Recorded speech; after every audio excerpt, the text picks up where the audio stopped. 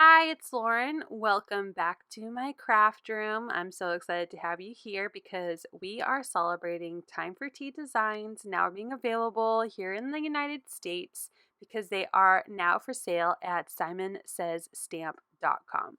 So super excited to be hopping along. It's actually a blog hop. So if you found me here on YouTube, make sure you head to the link in my description so you can hop along and get all the details of this celebration over on my blog.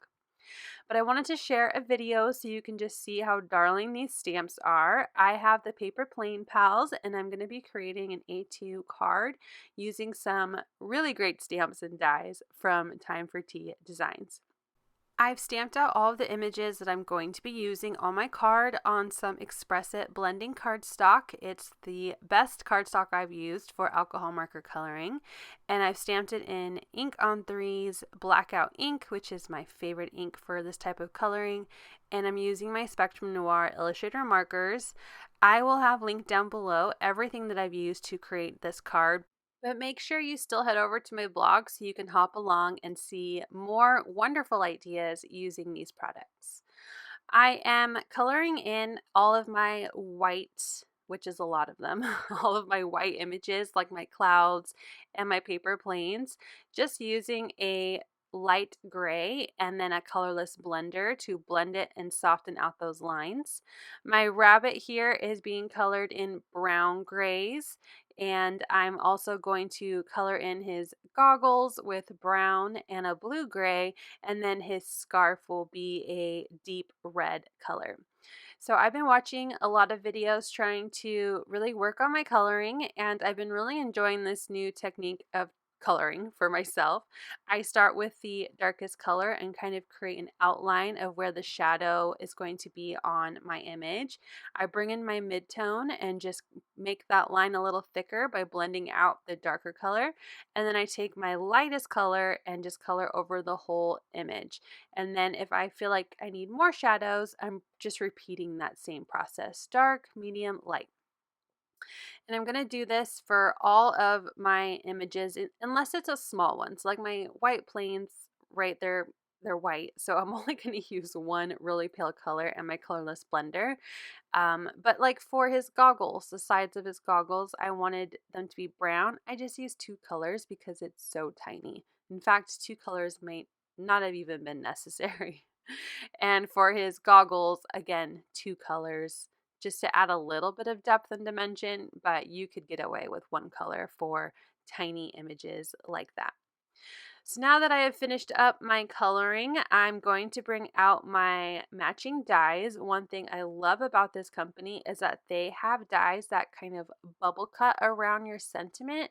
So if you can use banner dies, but you could also use these dies to really have a tight die cut around your sentiment, as you can see right now. I die cut all my images and I'm going to just lay them out so you can see them. The paper plane also has a die cut that cuts a slit in your plane. I believe you can cut it out. It looks like you could just trim it out with your wire cutters, but I left it in because I wanted to stick my bunny inside and I knew that it would be perfectly placed. So now I want to add a little bit of color to my little loop-de-loop that's in the shape of a heart. It does not die cut out the middle. So I thought about distressing the inside red because I thought that would be really cute. Like it's a heart and it's got a little bit of a red glow inside. I'm using Candied Apple Distress Oxide in this little tiny finger brush to add in that color inside of my heart. Now to create my background, my paper planes are going to be flying in a cloudy sky. So I'm just using a cloud stencil for my stash and my Tumbled Glass Distress Oxide. This is my favorite blue for skies. And I'm using a piece of Bristol Smooth cardstock, which I have found to be the best for ink blending for myself. And this particular stencil is four-sided, so I'm going to use all four sides. So I'm just going to rotate my stencil, add more color, and this time instead of coloring all of the top of the exposed paper, I'm just coloring a little bit. So it looks like there's kind of a bluish glow from behind the clouds. I repeat that for all four sides, and then I'm going to bring in color on the bottom, and that way there is that still bluishy glow coming out from underneath my cloud on the bottom. Now, no background would be complete without some splatter and shine, so let's get out that splatter box. I'm going to put my background inside, and I'm going to bring back my stencil because there's already ink smushed on it. And I'm going to also bring out prize ribbon. I want there to be a darker blue to contrast against my sky. So I sprayed on some water onto that little ink smush, and I'm using a brush just to flick that splatter all over the background. I'm also going to spray some of my tumbled glass and mix the two colors together and flick that on.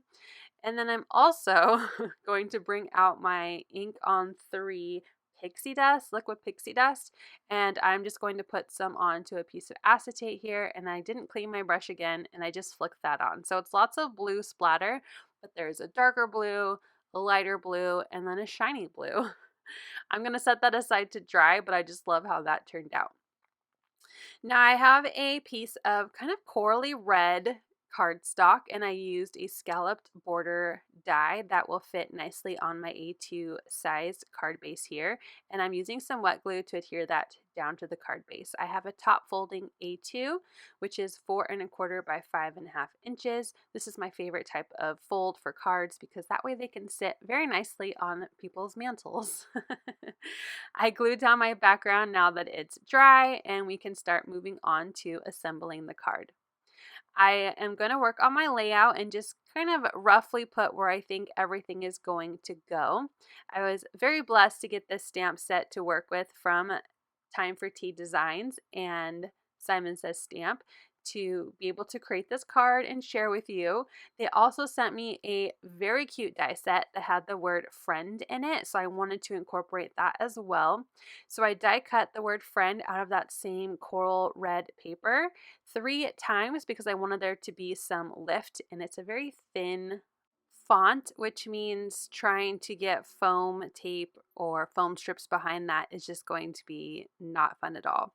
So when I placed the red onto the background, I felt like it didn't stand out enough, so I cut one more out of some black cardstock that I'm going to use behind my red, so that way it will really pop out because I'm going to glue it a little off-centered. So once I have all 3 of these red die cuts glued together, I'm going to glue that black one on, but again, it's going to be a little off-centered to the bottom right. So it kind of has this drop shadow behind the sentiment, and that way it will really stand out against that blue paper.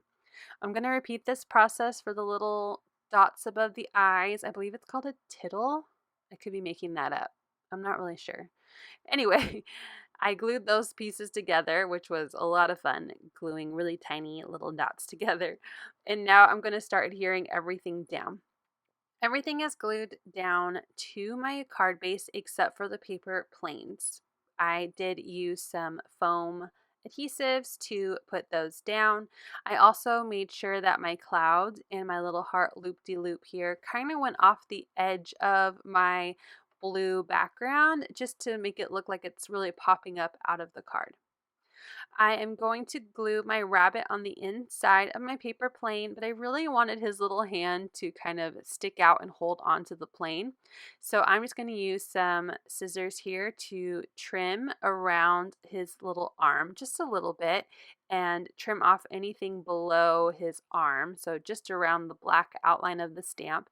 And that way I can tuck his arm on the outside of the plane when I stick him inside the opening that was die cut.